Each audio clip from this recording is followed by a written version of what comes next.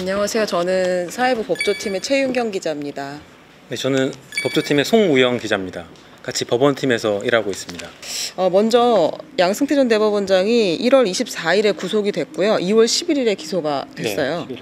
보면 양승태 대법원장의 혐의를 이렇게 크게 나눌 수가 있어요. 직권남용, 공무상 비밀누설, 허위공문서 작성, 직무유기 이렇게 볼 수가 있어요. 근데 그 중에 저희가 지금부터 말씀드리려고 하는 건 조금 이제 자세하게 소개되지 않았던 그러나 충격적인 이야기들입니다. 그 법관 블랙리스트라고 해서 이제 무리야기 법관이라는 단어를 사용했습니다. 이 당시에 법원 행정처에서. 네, 무리야기 법관. 네. 예, 이게 되게 한자어인데 그 무리를 야기했다는 건데요. 이분은 이제 5년 연속 무리야기 법관으로 뽑힌 사례인데 김모 판사님인데 이분이 이제 그 원세훈 전 국정원장 선거 개입 재판이 딱 나왔는데 그 원세훈이 무죄다라는 선고가 나오자 바로 이제 법원 내에다가 법치주의는 죽었다라고 글을 올린 거예요. 판사들끼리 만나는 워크숍이 있었는데 거기에 참석을 하지 못해서 참석하지 못한 이유를 이메일로 이제 동료들한테 보냈다고 합니다. 가족들이 투병한 사실도 있고 여러 가지를 언급했는데 당시 법원행정처가 이 이메일 내용을 평소 알고 지내던 정신과 의사한테 보여주면서 이 이메일을 쓴 사람의 정서가 좀 불안한 상태인 것 같다.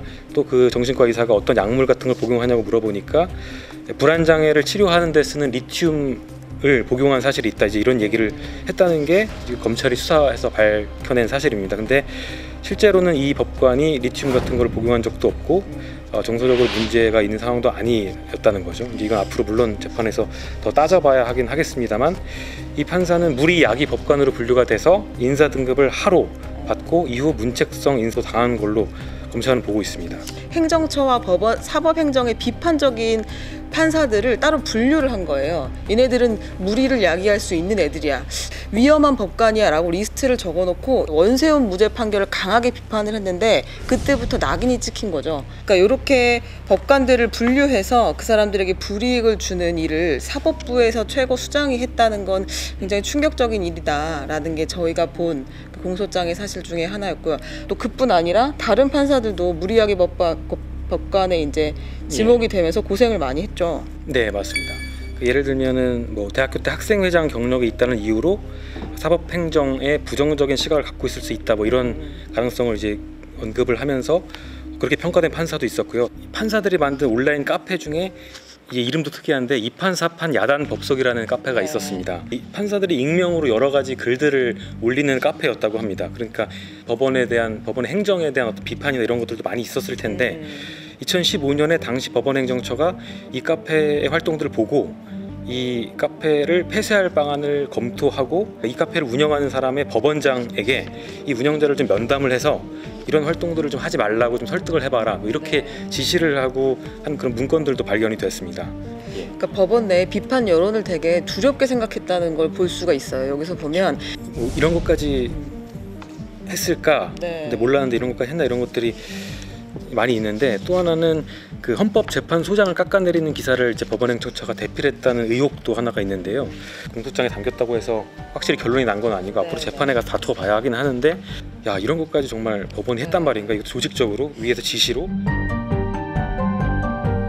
이렇게 많은 범죄 사실들을 이제 어떻게 다툴 것이냐, 곧 기소가 될 텐데 그럼 재판을 누군가 해야 되는데 양승태 대법원과 연관이 없는 사람이 별로 없었던 거예요. 공정성의 시비가 생길 수 있으니까 법원에서 이제 고민 끝에 재판부를 새로 3개를 만들었어요. 그 중에 하나 재판부에 이 사건이 배당이 됐습니다. 실제로 이런 공정성 시비가 많았기 때문에 이 구속영장을 심사할 때도 그 문제가 되게 예민하게 불거졌었어요.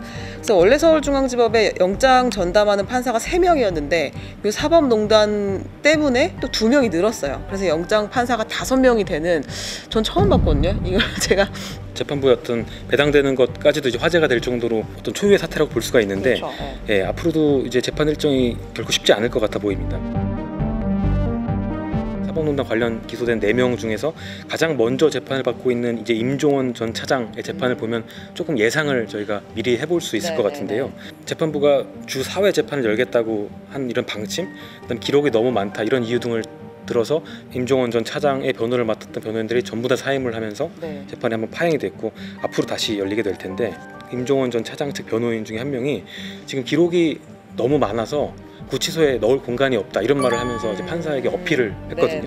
그게 무슨 말이냐면은 이제 20만 쪽이나 되는 그 수사 기록 너무 많아서 물리적으로 구치소에 20만 쪽을 넣을 방법이 없어서 임종원 전 차장이 피고인이 일부 기록을 보고 이 부분을 봤다고 얘기를 하면은 그 부분을 빼내고 그만큼의 기록을 다시 넣고 그런 과정을 하고 있는데 아직 다 못 봤으니 시간을 더 달라, 준비기를 한 번 더 열자고 여러 차례 여러 명의 변호인이 돌아가면서 판사에게 어필을 했는데 판사가 받아들여지지 않았고요.